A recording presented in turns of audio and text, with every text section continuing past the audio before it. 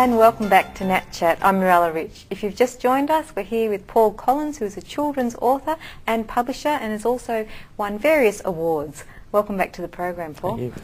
Can you tell us, in what capacity have you worked with some other well-known authors? At the moment I'm collaborating with an illustrator, an artist called Danny Willis, who lives in Bendigo.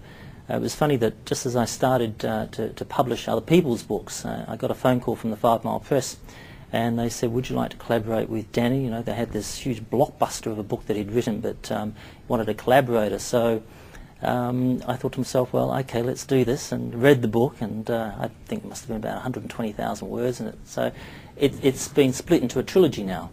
So the first book, Alira's Gift, has come out, and we've got another 2 books coming out this year.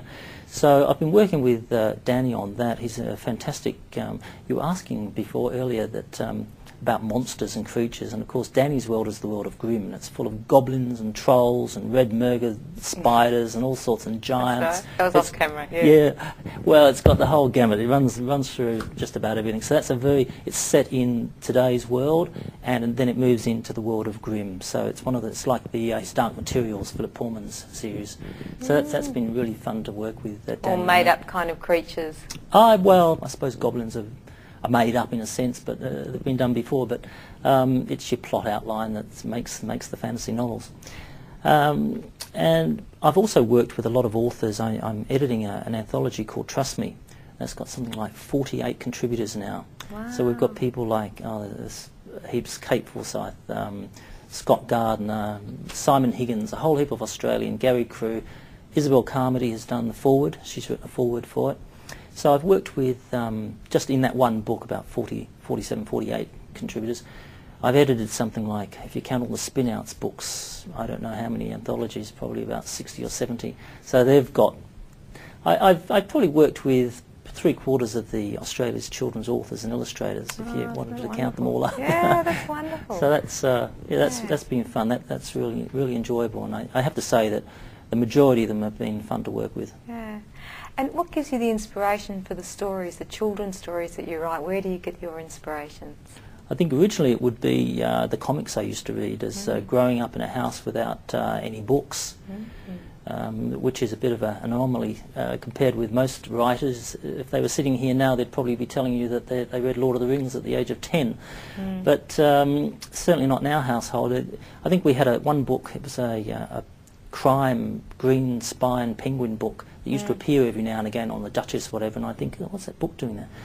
But yeah, so I used to read comics. I used to read all the Captain American, Spider-Man, the Hulk, Sergeant Fury and his Howling Commandos. So people, even today, I get these reviews in of my books, and they say it's action-packed, very visual. So I think that must have been the inspiration. And do you find it wonderful and almost mystical to enter into the land of the way children see things, to write books for them?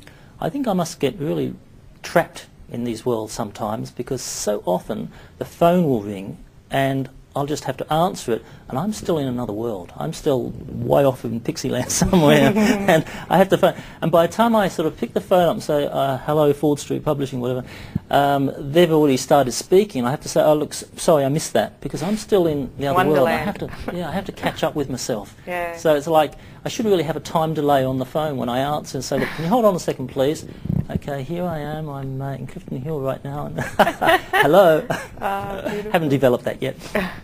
And throughout this time, have you found there have been obstacles that you've had to overcome yourself to achieve what you've achieved so far? I think the obstacle that most people face today would be the competition. I mean, back when I started writing the Western novel I mentioned earlier, when I was about 15 or 16, and I was the only boy who that I knew that typed, that actually had a typewriter. I mean, that was the girls' province back in those days. Girls typed. Boys did woodwork. They did not type.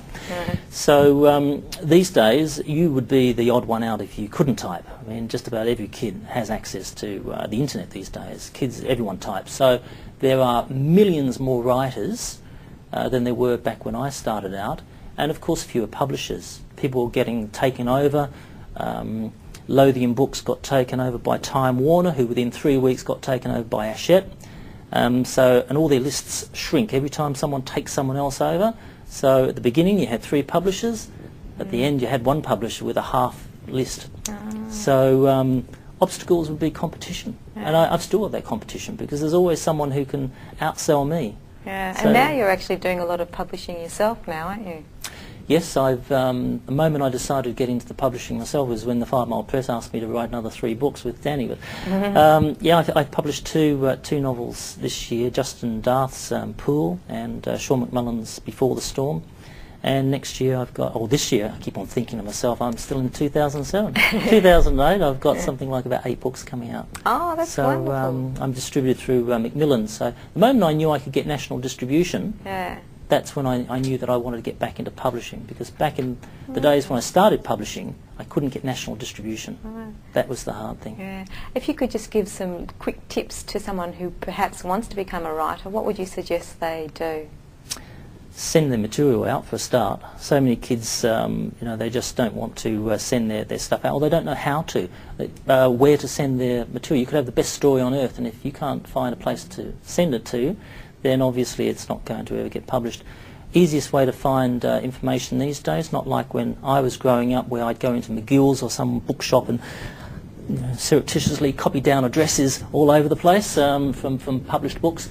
These days you go onto Google, in inverted commas you put something like fiction publisher or fiction plus, that little plus sign, guidelines, because most publishers have guidelines for people to submit.